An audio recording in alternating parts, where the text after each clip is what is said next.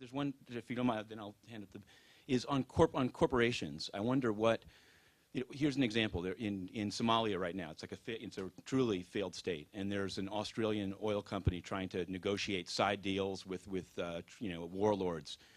I wonder how you think corporations can be regulated in a world with obviously there's some places where there's no regulation at all, and usually the home regulator is very pro-corporations. As for regulating corporations, there's very little in the way of international law on that. That's mostly, it's mostly the responsibility of the states in which the corporations are technically located. And you're right, there's a very weak regulatory apparatus, and the reasons are not a deep secret. It's that states and corporations are very tightly linked. I mean, to a very large extent, concentrated private power just dominates the state. In fact, even staffs it. So they're very unlikely to regulate it. And it sets the constraints in which state policy is made. Well, that shouldn't be true. There should, again, democratization of societies would reduce that. In fact, in my opinion, corporations are themselves illegitimate. I take a very conservative position on this. As you may know, when the modern corporation was created about a century ago by state intervention, mostly judicial intervention, wasn't no legislation about it. But when corporate law in the current sense was established in the early 20th century by the courts, there were people who bitterly opposed it, namely conservatives. There used to be conservatives in those days. Now the term's around, but not the concept. Conservatives bitterly condemned it as a return to feudalism, which in a way it was, and a form of communism. That was the reaction to the radical revision of corporate law in the United States and elsewhere to grant corporations, collectivist legal entities, the rights of people of flesh and blood. As a major attack against classical liberal principles. And conservatives, meaning classical liberals, were bitterly offended by that. And I think they had a good point. Well, since that time, it's gotten a lot worse. The decisions, if you look through corporate law, it has, I'll talk about the United States, but it's not very different elsewhere, major decisions about 80 years ago, 90 years ago, by the courts, determined that corporations are not only persons, but they are necessarily pathological persons. That is, they determined that a corporation, the corporate management must dedicate itself to increasing profit and market share, whatever the effect on anyone. For a corporation to do anything benevolent was determined to be illegal. That was the issue that came up. I'll go through the court case if you like.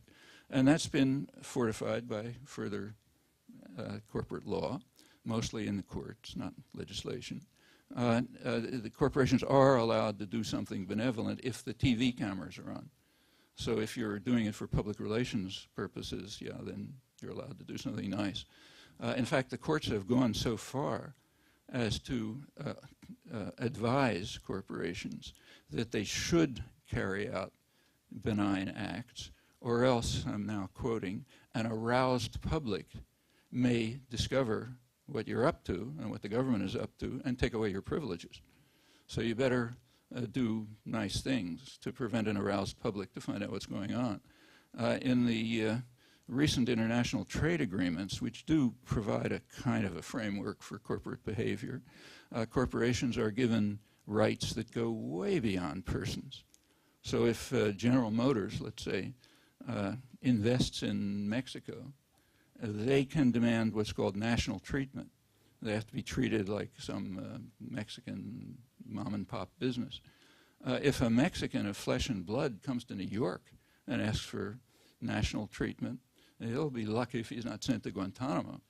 The reason is that private tyrannies, collectivist private tyrannies, legally created entities, are given rights way beyond persons by the so-called trade agreements, which don't have much to do with trade, certainly not with free trade.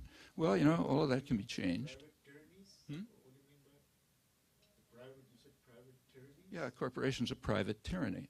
A corporation, if you look at its structure, is about as close to the totalitarian model as anything that human beings have created.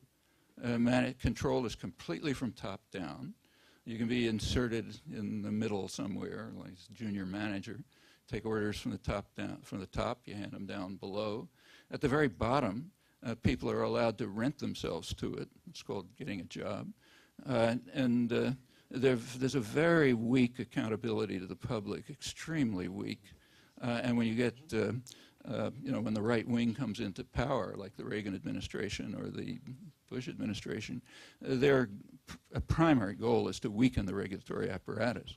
So the Reagan administration, for example, essentially informed the corporate world that they were not going to enforce the regulations on business practices. You can read all about it in Business Week, which had good reports about it, and described how, the number of illegal firings of union organizers, I think, tripled, shot up, and other labor abuses shot up, because the government simply said, we're not going to enforce the law, so do what you like.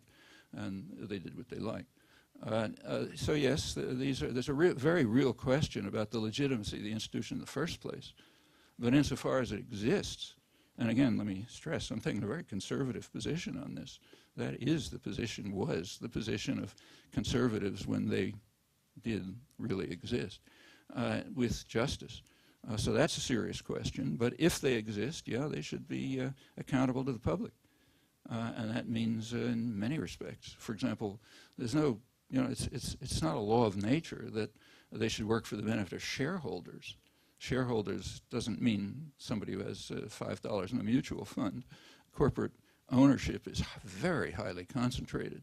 The top 1% of the population probably holds about half of it. So there's no law that says that they should, there happens to be a law, but there shouldn't be one, not a justifiable law that says that they should work for the benefit of the tiny percentage of the population that happens to own the country. Why not for what are called stakeholders, meaning the community, the workforce, future generations because of the effects they have on environment and so on. Yeah, those are reasonable proposals, and there's no reason why a democratic society should enforce them.